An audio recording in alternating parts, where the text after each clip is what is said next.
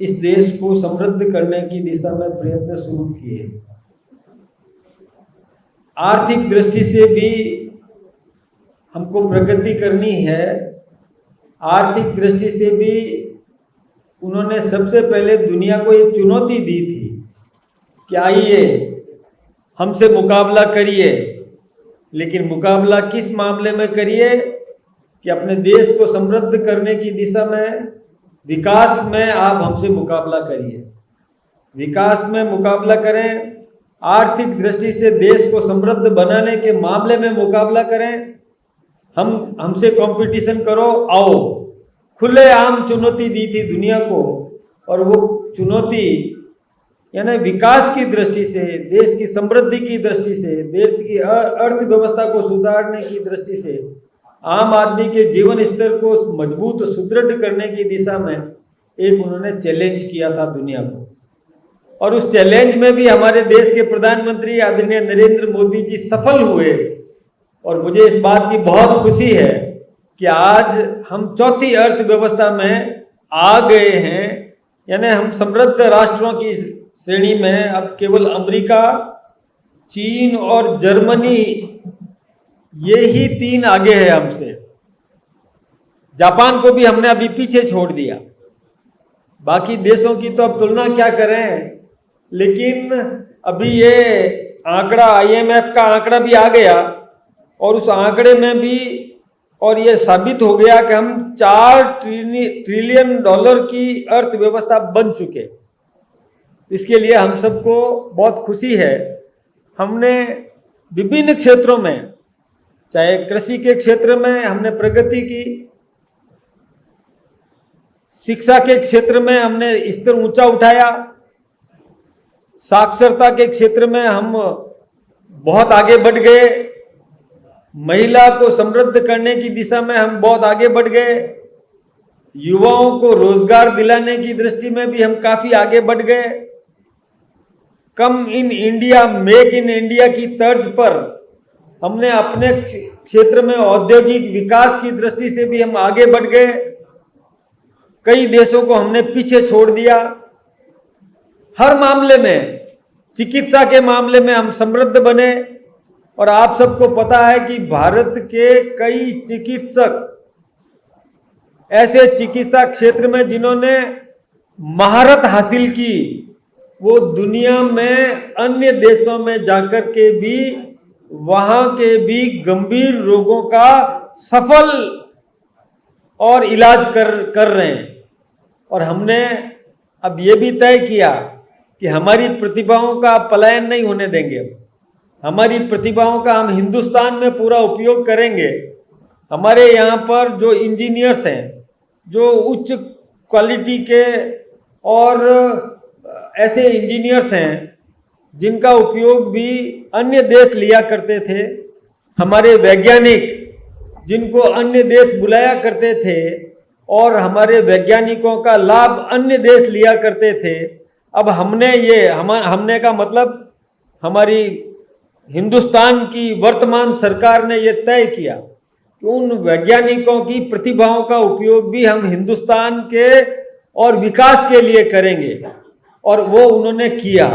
चाहे अंतरिक्ष क्षेत्र में हो, उसमें भी हमने प्रगति की, और चांद पर तिरंगा झंडा फहराने में भी हम सफल सिद्ध हुए, हम कामयाब हुए।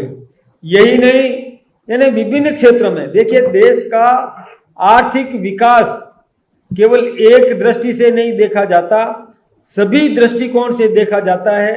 रेलवे का विस्तार किया, एयर स्पेस में हम आगे बढ़े, एयरपोर्ट्स हमने बढ़ाए, हवाई यात्राएं हमने सुलभ करवाई, बढ़ाई।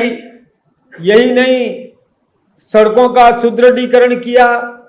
कहते हैं कि देश के विकास में सड़कों का भी बहुत बड़ा महत्व है, तो वो उस दिशा में भी हमने बहुत काम किया। शिक्षा के क्षेत्र में काम किया, चिकित्सा के क्षेत्र में काम किया। हमने नए नए उत्पाद पैदा किए, हमारे कुटीर उद्योगों को हमने प्रोत्साहन दिया, और ये सब कारण बने कि हमारी अर्थव्यवस्था भी मजबूत हुई। आज दुनिया की यदि सामरिक दृष्टि से भी देखें तो सभी क्षेत्रों में हम उच्च श्रेणी के हैं, ये माना जाता है, दुनिया मान रही है। आज दुनिया इस बात को मान रही है कि भारत द्वारा निर्मित वस्तुएं एक प्रतिष्ठित वस्तुएं मानी जाती है। पहले हम जानते थे कि कोई दूसरे देश की, चाहे मोबाइल के क्षेत्र में हो, खिलौनों के क्षेत्र में हो, और किसी भी क्षेत्र में हो, तो हम आयात किया करते थे। लेकिन आज हम निर्यात करने की स्थिति में आ गए। हम हमारा उत्पादन इतना अच्छा हम करके दे रहे हैं कि दुनिया में हमारी प्रतिष्ठा है। आज मैं चीन की बात करूं, हालांकि अर्थव्यवस्था में वो हमसे थोड़ा मजबूत माना जाता है, लेकिन चीन की दुनिया में प्रतिष्ठा नहीं है। चीन निर्मित माल दुनिया में कोई भी देश मंगाता है तो पहले उसकी चेकिंग करता है, उसकी गिनती करता है, उसके बाद वो कंटेनर अपने काम में लेता है। लेकिन भारत ने जो कह दिया, दुनिया भारत पर विश्वास करती है कि हमने जो कहा, जो चीज दी, जो सैंपल दिया, वैसा ही माल मिलेगा। यानी हमने कह दिया कि हमने इतनी मात्रा में भेजा है तो दुनिया विश्वास करती है कि निश्चित रूप से उतनी मात्रा होगी ही। चीन के माल में दुनिया आकलन करती है कि जो सैंपल दिया वही माल है भी कि नहीं। आज प्रतिष्ठा की बात करें, मैं भी विदेशों में गया हूँ, मैं भी जर्मनी गया, फ्रांस गया, इंग्लैंड गया, वहाँ पर भी मैंने ये महसूस किया कि वहाँ के नागरिक कहते हैं कि विश्वसनीयता भारत की है। विश्वसनीयता भारत की है कि भारत का उद्यमी जो बोलता है वैसा ही माल मिलता है, जो दिखाता है सैंपल वैसा ही माल मिलता है। यानी विश्वास करती है दुनिया भारत द्वारा निर्मित वस्तुओं का, भारत द्वारा भेजे गए माल का। हमारे उद्यमों के जुबान की कीमत है, वह महत्व है। लेकिन चीन जो कहता है वैसा माल नहीं मिलता, वैसा जो गारंटी देता है कि इतने समय तक का इसकी गारंटी है, उस गारंटी पर वो पूरा नहीं उतरता।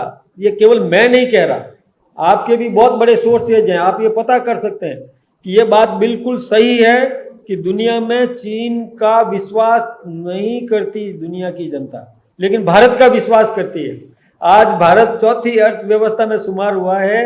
आप मानेंगे कि कुछ ही समय बाद जो हमारा नेतृत्व जिस तरीके से काम करता है, हमारे नेतृत्व ने अपनी टीम को काम पर लगाया है, टाइम बाउंड प्रोग्राम दिया है, समय प्रतिबद्धता दी है, हर प्रत्येक राज्य को भी और किस किस प्रकार से इन योजनाओं को पूरा करना है, अपने क्षेत्र में ये सब काम करके देना है, चाहे उत्पादन का हो, किसी भी मामले का हो, टाइम बाउंड प्रोग्राम दिया गया है, अधिकारियों को सावधान किया गया है ताकि वो जल्दी से जल्दी इस क्षेत्र में भी और तय किया हुआ कार्यक्रम पूरा कर ले। यह जवाबदारी दी गई है और इसी कारण से पूरा देश एक साथ लगता है। इसमें कोई एक व्यक्ति की बात नहीं है। नेतृत्व निर्देश देता है, नेतृत्व योजना देता है, नेतृत्व मार्गदर्शन करता है, नेतृत्व टाइम बाउंड प्रोग्राम देता है, लेकिन उसको धरातल पर उतारना, समयबद्ध तरीके से उसका पूरा करना, यह आम नागरिक पर निर्भर करता है। चाहे जो जिस किसी भी क्षेत्र में जो कर्मचारी, नागरिक, उद्यमी, व्यवसायी या अपने कोई भी व्यक्ति काम कर रहा है, सबको मिलकर के काम करना होता है, तभी जाकर के नेतृत्व सफल होता है। इसलिए सभी को मैं बहुत बहुत धन्यवाद देना चाहूँगा। और आज लोकतंत्र के इस चौथे स्तंभ के सामने मुझे ये बताते हुए खुशी हो रही है कि हम समृद्ध हो रहे हैं, संपन्न हो रहे हैं, सुरक्षित हो रहे हैं। अब सुरक्षा के मामले में तो आप सबने देख ही लिया कि अभी कुछ ही समय पहले तक हमने करके दिखाया। कई ऐसे षड्यंत्रकारी देशों को घुटने टेकने के लिए हमने मजबूर कर दिया। हमारा स्वनिर्मित ब्रह्मोस जिसने भी और क्षमता प्राप्त की, दुनिया उसका लोहा मानने लगी है लाइन लगा करके और इसको अपने क्षेत्र में खरीदने के लिए, और एडवांस में वो अपना आग्रह कर रही है। तो आज हमने प्रसिद्धि प्राप्त की है। ये सब इसमें आप सबका भी बहुत बड़ा योगदान है। मैं आप सबको इसके लिए बहुत बहुत धन्यवाद देना चाहूँगा। अब और भी कई छोटी छोटी बातें हैं जो अपन नियमित रूप से करेंगे। अभी एक कार्यक्रम बना है कि 31 तारीख को हमारे राष्ट्रीय अध्यक्ष जी भी आपके बीच में पधारेंगे, तो उसकी चर्चा अपन बाद में करेंगे। अभी तो मुझे इस बात की केवल आप सबको, वैसे तो आप सब जागरूक हो, जानकार हो, इसलिए कोई नई बात मैं आपको नहीं कह रहा, लेकिन मैं अपनी खुशी का इजहार आपके माध्यम से कर रहा हूं कि हम बहुत बड़ी समृद्ध स्थिति में आने वाले हैं और बहुत जल्दी ही तीसरी अर्थव्यवस्था में हमारा देश शुमार होगा। आपका बहुत बहुत धन्यवाद। हाँ, अभी देखिए कि एक हमारा राष्ट्र है, लेकिन एक सांस्कृतिक राष्ट्रवाद, इस दिशा में भी हमें बहुत कुछ काम करना है। राष्ट्रवाद है, राष्ट्रवाद पैदा करने का काम हम तिरंगा यात्रा के माध्यम से कर रहे हैं, लेकिन एक सांस्कृतिक राष्ट्रवाद भी पनपना चाहिए। इसलिए हमारे देश में एक महान योद्धा विदुषी अहिल्याबाई होलकर जी की 300वीं जन्म जयंती 31 मई को होने वाली है। 1725 की 31 मई को उनका जन्म हुआ था। बहुत बड़ी योद्धा बनी, विकास के मामले में भी उन्होंने बहुत आयाम स्थापित किए, कई बांध बनाए। उस समय 1752 के आसपास की मैं बात बता रहा हूँ। 1795 में उनका देहांत भी हो गया था। 1752 में वो विधवा भी हो गई थी। विधवा होने के बाद में भी उन्होंने और बहादुरी से शासन चलाया, मुकाबले किए, कई युद्ध भी जीते। युद्ध जीत करके भी और साम्राज्य को भी मजबूत रखा, सुरक्षित रखा। यही नहीं, कई मंदिरों को भी जीर्णोद्धार कराया, जो मुगलों ने तोड़ दिए थे उन मंदिरों को वापस बनवाया, बांध बनवाए। उस जमाने में नहरों का सुदृढ़ीकरण करवाया, उस जमाने में औद्योगिक विकास कराया, उस जमाने में सड़कों का विस्तार कराया।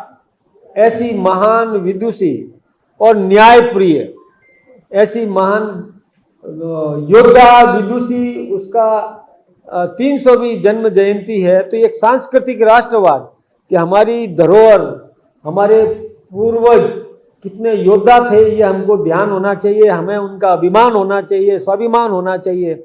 इस निमित्त हमने ये कार्यक्रम किया है और हम कार्यक्रम अभी भी कर रहे हैं।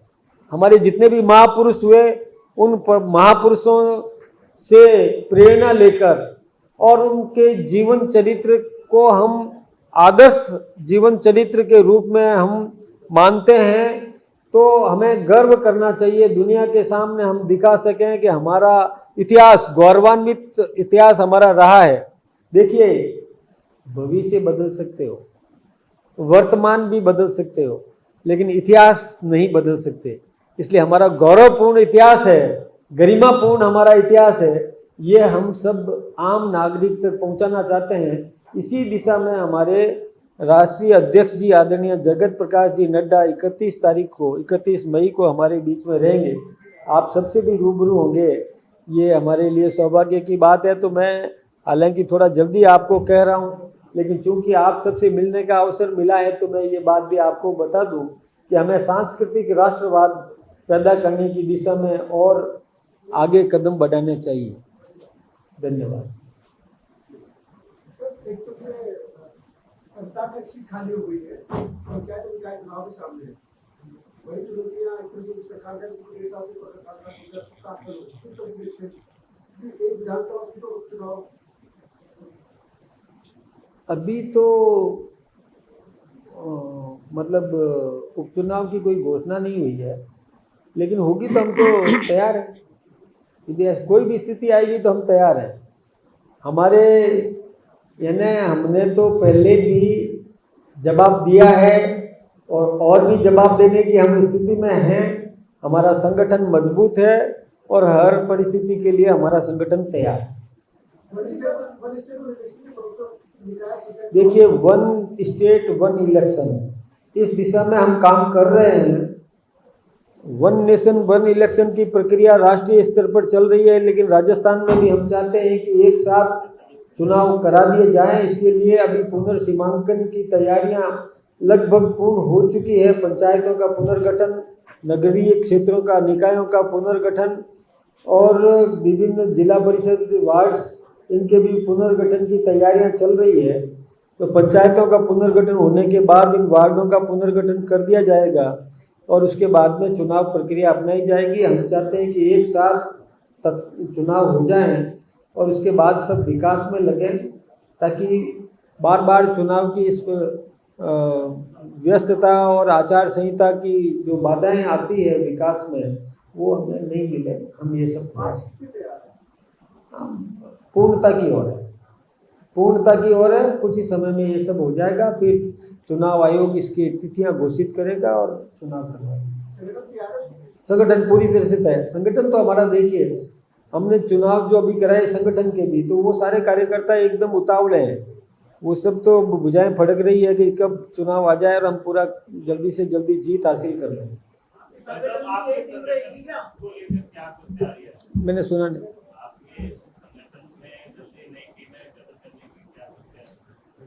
मैं सोचता हूँ कि 80% तो हो गई है हमारी।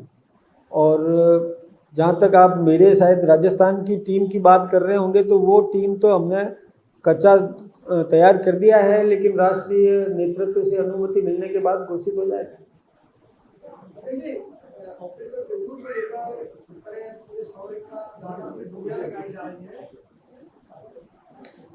देखिए ऑपरेशन सिंदूर, कुछ नेताओं की बयानबाजी के कारण आपकी पार्टी को भी संसार होना था, देश को भी संसार होना था, लिहाजा कल पीएम ने खुद सभी मुख्यमंत्रियों को कहा कि बेवजह की बयानबाजी से बचें। ये बिल्कुल सही बात है। किसी भी नेता को व्यर्थ बयानबाजी नहीं करना चाहिए। और मैं किसी का पक्ष नहीं ले रहा हूँ, लेकिन कई लोगों की भावनाएं शुद्ध होती है और जुबान स्लिप हो जाती है, इससे भी बचना चाहिए। धैर्य से बोले, सोच समझ कर बोले, शब्दों का क्या असर पड़ेगा उसको भी ध्यान में रख करके बोले, और नहीं बोले तो ज़्यादा ठीक है। यदि वो कहीं उनको मन में भय हो तो नहीं बोले, केवल भारत माता की जय बोल दो पर्याप्त है। लेकिन कई लोग उतावलेपन में और ज़्यादा कुछ बोल देते हैं। मैं उनकी निंदा ही करता हूँ कि जिन्होंने गलत शब्द बोले वो कभी भी सराहनीय नहीं हो सकता, उसको हम कभी भी स्वीकार नहीं करते। और सेना का सम्मान करना हमारा दायित्व है। जिस सैनिक ने इस देश की रक्षा के लिए, हमारी रक्षा के लिए अपनी जान देने की मतलब मानसिकता बना दी है, तो उसका तो सम्मान करना ही है।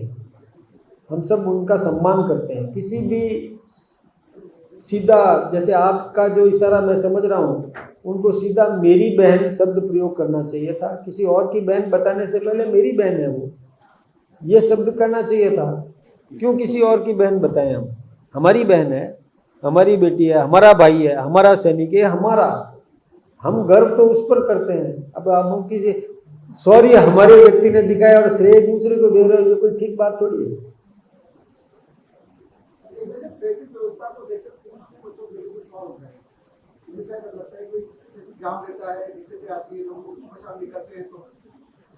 देखिए आरोप लगाना आसान बात है। 3 बार के मुख्यमंत्री आज भी यह बात कहे ट्रैफिक की व्यवस्था को लेके, तो 3 बार यानी 15 साल तक उन्होंने क्या किया? इस दिशा में उनको ध्यान नहीं आया। अब चूंकि उनको भुगतना पड़ रहा है इसलिए ध्यान आया। फिर भी मैं कह रहा हूँ ट्रैफिक व्यवस्था में सुधार करने की जरूरत है। हम सुधार करने के लिए तैयार खड़े हैं। हमारे मुख्यमंत्री जी भी इस विषय पर गंभीर है। उन्होंने भी हमको साफ कहा है कि मुझे भी बहुत बुरा लगता है, मैं उनके साथ कई बार बैठता भी हूँ, उनको बहुत बुरा लगता है कि हमारे निकलने के कारण से जनता को रुकना पड़ता है। उनको बहुत अप्रिय लगता है। उनको लगता है जल्दी से निकल जाओ यहाँ से, जनता को तकलीफ नहीं होना चाहिए। कई बार उन्होंने खुद ने मेरे सामने बोला है। संवेदनशील है हम, इस दिशा में भी और कैसे ठीक हो सकता है, हमें काम करना है और हम तैयार, हम कोशिश करेंगे इसके लिए। ठीक है मित्रों, हाँ हाँ करो करो, एक एक करो। मैं हाँ जी, कांग्रेस ने एक वीडियो जारी किया है इंदिरा गांधी और प्रधानमंत्री को लेकर के, जिसमें ये कहते हुए दिखाई दे रही है इंदिरा गांधी की नरेंद्र झुकना नहीं था, युद्ध अधूरा क्यों पड़ा। दूसरी तरफ बाड़मेर में आज जय हिंद रैली कर रही है कांग्रेस,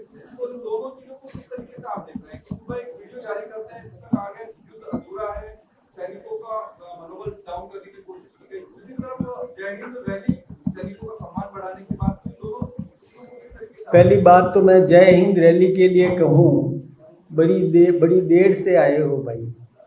हमने तो बहुत पहले कर दिया तिरंगा यात्रा, अब थोड़ी सद्बुद्धि ले रहे हैं तो ठीक बात है, मैं इसका स्वागत करता हूँ। वो जय हिंद रैली कर रहे हैं तो मैं इनका स्वागत करता हूँ, लेकिन बड़ी देर कर दी।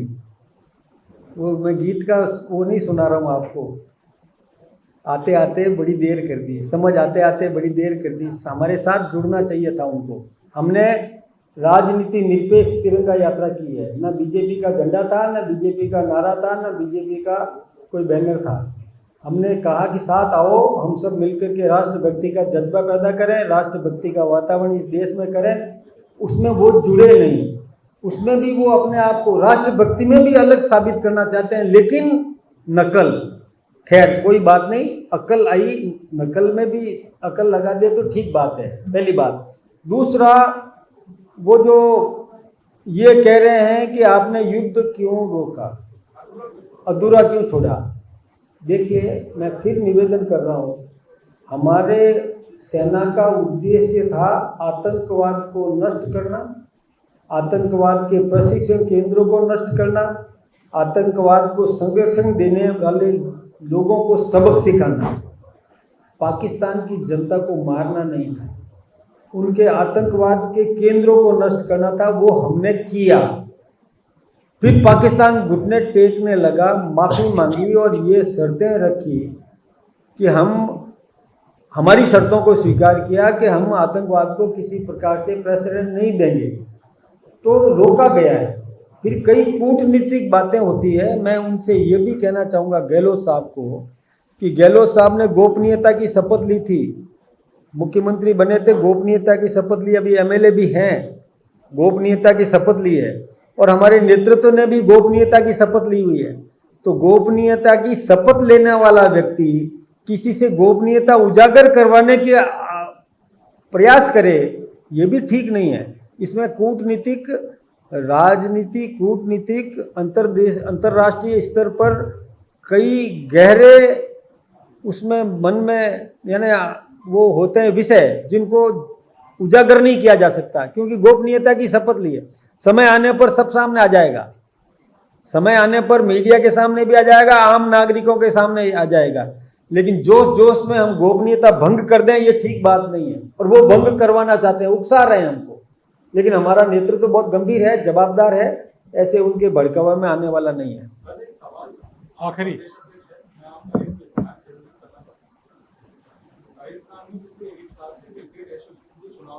आप युवा की बात करते हैं, खेल की बात करते हैं, बेरोजगारी की बात करते हैं, तमाम बातें करते हैं। साल भर में जो क्रिकेट, जो खेल, युवाओं की जो बात होती थी, वहाँ आपके भी एमएलए, हेड ऑफ कमेटी जो अध्यक्ष है जयदीप बियानी, और आपके भी उनके जो सदस्य हैं मंडली के बेटे धर्मेंद्र सिंह जी, आपस में उनमें खींचतान चल रहा है, बड़ी अखबारों में उनकी खबरें लगती है, लेकिन अभी तक साल भर में जो चुनाव होने चाहिए थे राजस्थान क्रिकेट एसोसिएशन, वो अभी तक नहीं हो पाया। क्या आप हस्तक्षेप करेंगे?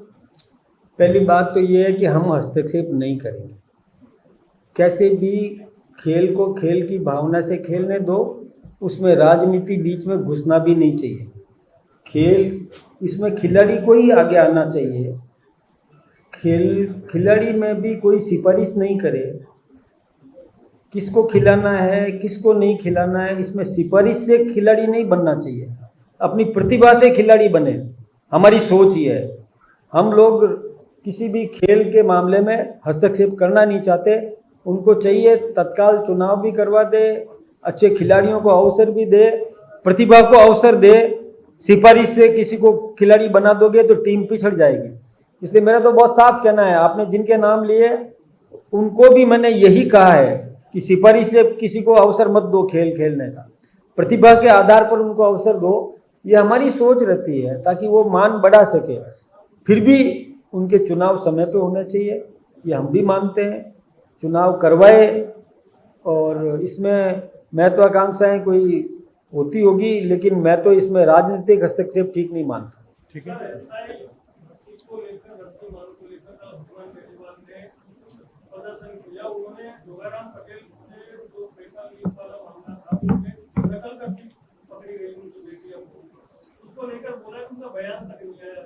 एक बात मैं आपसे बताऊं, हनुमान जी के पास में कोई काम नहीं है, हनुमान जी केवल अपनी छवि को निखारने के लिए ऐसे जो लोग बेरोजगार हैं उनकी भावनाओं से खेल रहे हैं। बेरोजगार तो अवसर ढूंढता है कि मुझे मौका मिलना चाहिए, तो उनको भड़काने के लिए एक आमंत्रित कर दिया और वो उनको बुला करके और अपनी शक्ति का प्रदर्शन करना चाहते हैं।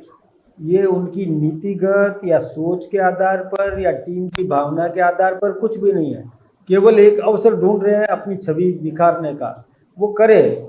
लेकिन दूसरी बात मैं आपसे एक ये भी बताऊं, सिंदूर यात्रा वर्चुअल चल रही है, तो आपको जुड़ना है उसमें। हाँ, दूसरी बात ये है कि हम लोग